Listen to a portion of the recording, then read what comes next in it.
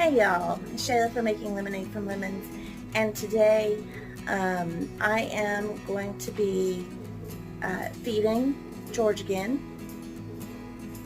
And so I'm going to turn you around and show you how to feed your sourdough starter for day 3. Okay, so today what we're going to do is we're going to do this a little bit differently because we have to take and discard some of our starter. So I'm going to show you what my starter looks like. If I can get it to where, okay. So it's nice and bubbly, and if you can see the jar, you can see that it actually rose up to here, because remember it was down here. If you saw my video yesterday, you would know that it was to here, and now you can tell that it rose up to here because of the excess on the side, and then it went back down. So it is actually doing pretty good. It is stinky. Very strong smell. I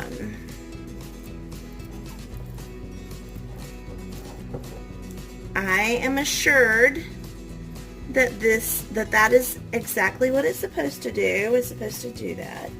So I'm gonna mix it all together right now, and then I'm gonna pour 100 grams of this starter into a different jar, which I'm going to go ahead and zero it out so that I can pour it in. So you just want 100 grams of this starter.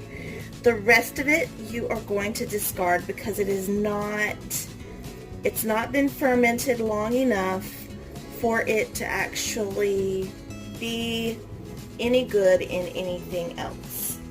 So I'm just going to start pouring.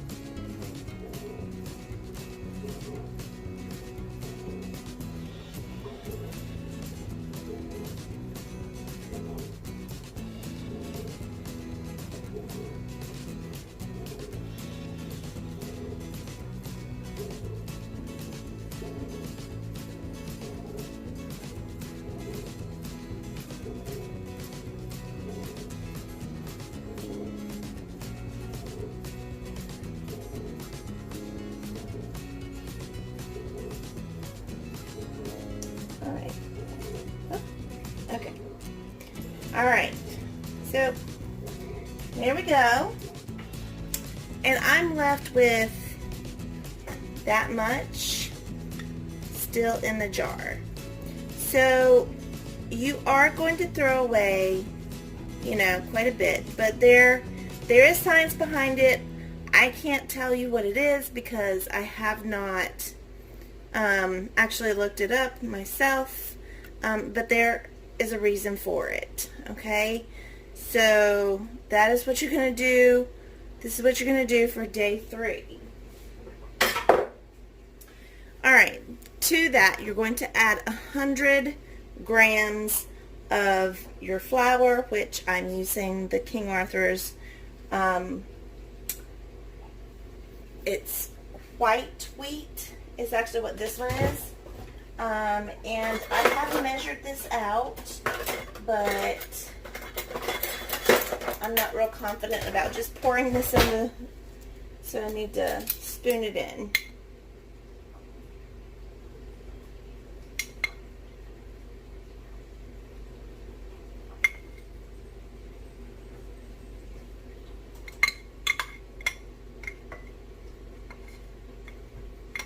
Okay. So you're going to add, we have increased, see, and I'm getting some on that's okay. I'm not getting much on the scale.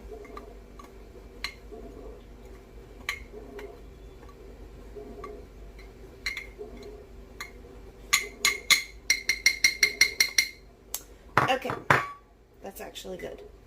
That's perfect.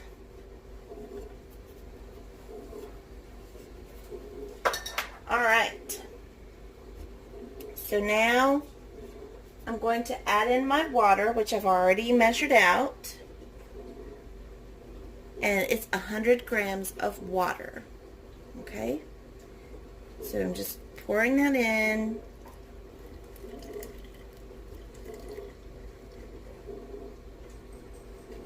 Okay? And then you're going to stir it up.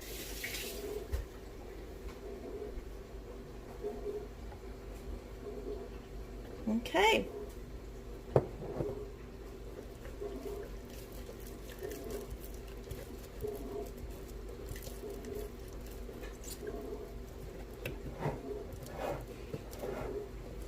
Alright, so this is actually still very thick.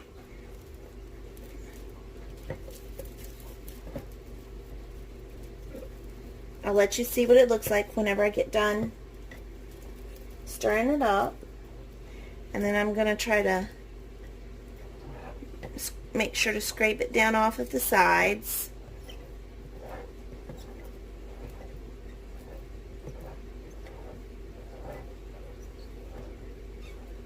Alright.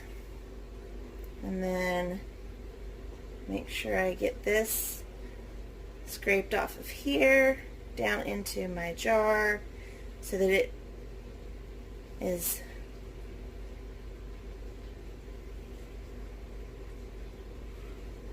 alright.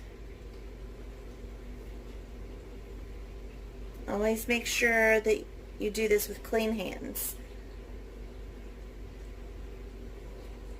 Okay.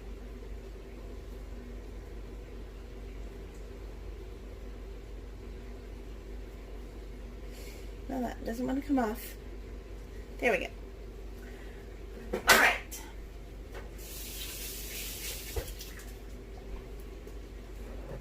Okay, so the inside of your jar is going to look like that on your third day. Okay? And you're going to do the exact same thing you did before. You're going to put a lid on loosely, or you can just cover it with cheesecloth or a tea towel or a filter, and then put a rubber band or something around it so that, you know, nothing gets in it, but it gives it an opportunity to breathe as well. So I'm going to put this in my oven with the light on, and I'm going to let it sit again overnight. Okay, so one of the things that I forgot to tell you guys is that this is actually for day 3 and 4, because you're going to do the exact same thing tomorrow as well. So on day 4, you use 100 grams of starter, 100 grams of the wheat flour or whatever flour you have on hand to use, and you have 100 grams of water. And my water, like I've said before, it is filtered and it's lukewarm. I have heated it up enough so that it is like a baby's bottle. So anyways, so I won't be putting out another video tomorrow because it's the exact same thing on day 4 as it is on day 3. Just know that you need to do the exact same thing. And then day 5, we will be increasing our feeding. So anyways, thank you so much for spending time with me, and we will see you soon.